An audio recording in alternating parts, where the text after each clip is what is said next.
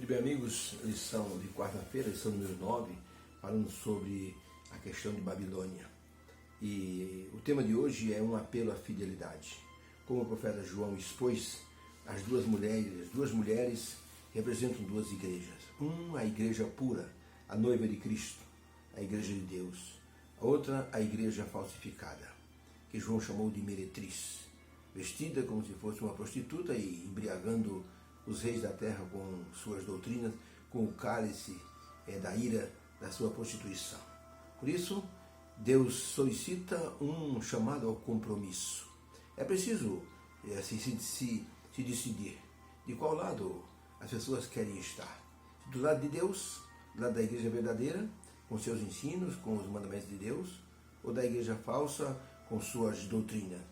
Isso mostra o cuidado que as pessoas têm com sua vida espiritual. E podemos ilustrar isso através da história de dois portões. Numa casa de praia, ou num vilarejo de praia, havia duas casas vizinhas germinadas. Em cada uma delas foi colocado um portão, vindo da mesma serralheria, instalado no mesmo dia, os dois portões. Mas os anos se passaram e podia-se ver claramente que o portão do lado esquerdo estava corcomido pelo ferrugem, os seus gonzos, suas fechaduras começaram a corroer, e de repente um dos lados caiu. O outro portão estava praticamente novo, estava bem lubrificado, estava pintado, porque ao menor sinal de ferrugem, o dono já ia ali, já lixava, já passava um produto, já pintava. E assim, depois de 15 anos, aquele portão do lado direito apresentava-se muito bem conservado, porque as pessoas se preocupavam com a manutenção daquele portão. Podemos dizer que isso representa que um deles era considerado como assim um portão ativo, o outro um portão na inércia.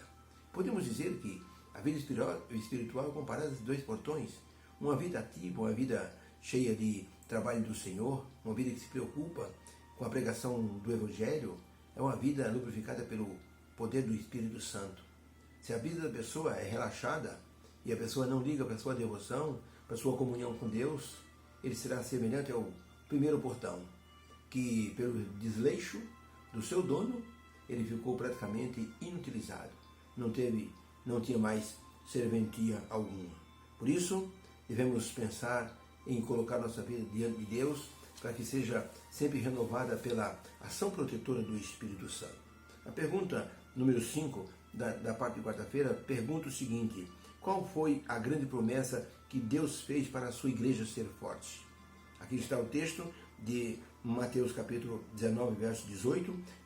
Pois eu te digo que tu és Pedro, e sobre esta pedra edificarei a minha igreja, e as portas do inferno não prevalecerão contra ela. Apocalipse 17, 14 diz assim: estes combaterão contra o Cordeiro, e o Cordeiro os vencerá, porque é o Senhor dos senhores e Rei dos reis. E também com ele vencerão os que estão com ele, porque são os seus eleitos, são os seus fiéis.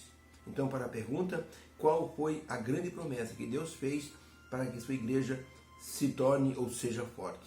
Resposta: Deus prometeu que ele vencerá, pois a sua base é Cristo, nosso Redentor. Ou seja, Deus prometeu que sua igreja vencerá, porque a base dessa igreja é Cristo, o vencedor.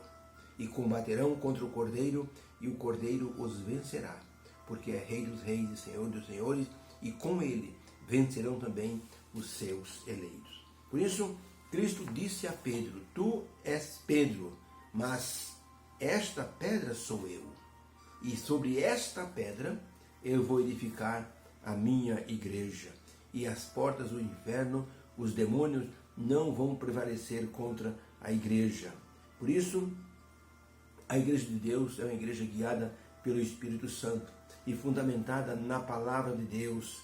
Babilônia representa uma igreja associada com o Estado, com a política, com doutrinas criadas por seres humanos e ensinos que corrompem a fé e destroem a confiança no Senhor Jesus Cristo.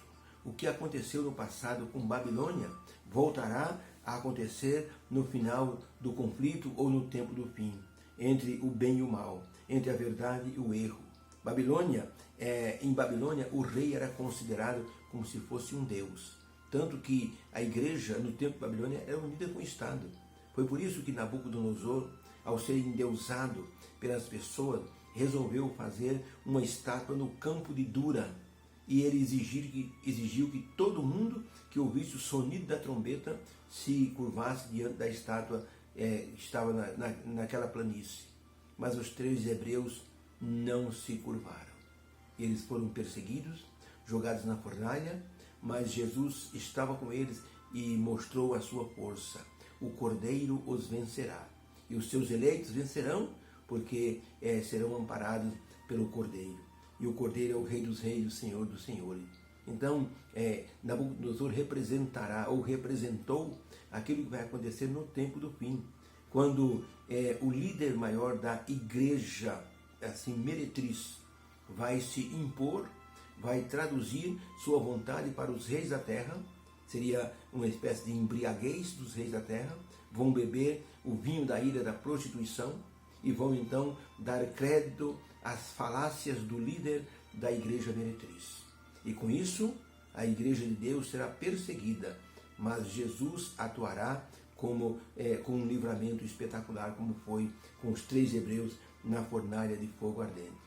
Ellen White, no livro Mensagens Escolhidas, volume 3, página 392, ela disse o seguinte: Babilônia fará com que todas as nações bebam do vinho da ira da sua prostituição.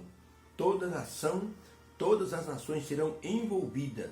E o revelador declara o seguinte sobre esse tempo: tem estes um só pensamento, eles se unirão em um só pensamento.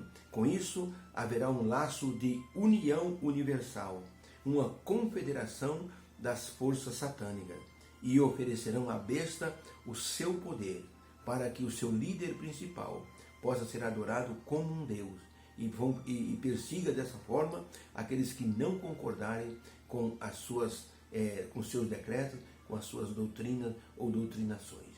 Mensagem Escolhida, volume 3, página 392.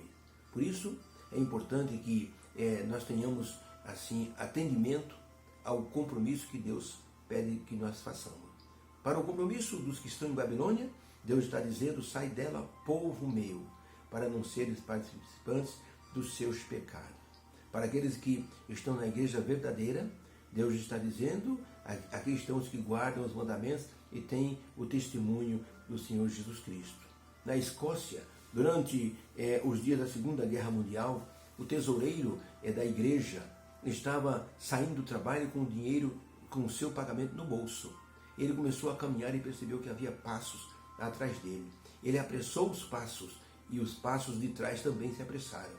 Em certo momento, o tesoureiro começou a correr e percebeu que os passos atrás dele também estavam correndo. Ele parou de imediato, olhou para trás e viu um garoto correndo atrás dele. O menino parou e começou a chorar. E o tesoureiro perguntou: o que você quer? Ele disse: eu estou com muito medo. Eu vi o Senhor e resolvi acompanhar o Senhor porque eu estou com muito medo. O tesoureiro abraçou o menino e deu a ele amparo e proteção. Podemos dizer que no tempo do fim, para não termos medo do que irá acontecer, precisamos andar muito ligados e juntos ao Senhor Jesus Cristo. Ele vai nos amparar e vai nos proteger daquilo que a meretriz vai tentar fazer com a igreja verdadeira. Que Deus nos abençoe, que Deus nos proteja e que possamos responder com um positivo sim ao compromisso que Deus está pedindo da nossa parte. Sede fiéis, aquele que for fiel receberá a coroa da vida. Deus querido, obrigado, porque o Senhor já nos mostra o panorama dos eventos finais. Dá-nos, Senhor, segurança, convicção, para respondermos de maneira positiva ao seu chamado, ao apelo do compromisso que o Senhor deseja. Que façamos com o Senhor. Nos dê a tua bênção em nome de Jesus. Amém. Fique com Deus e que possamos entender esta lição dessa semana. É um pouquinho assim, cheia de recursos proféticos, mas Deus está nos alertando. Vamos então ao estudo a cada dia. Deus abençoe a todos. Amém.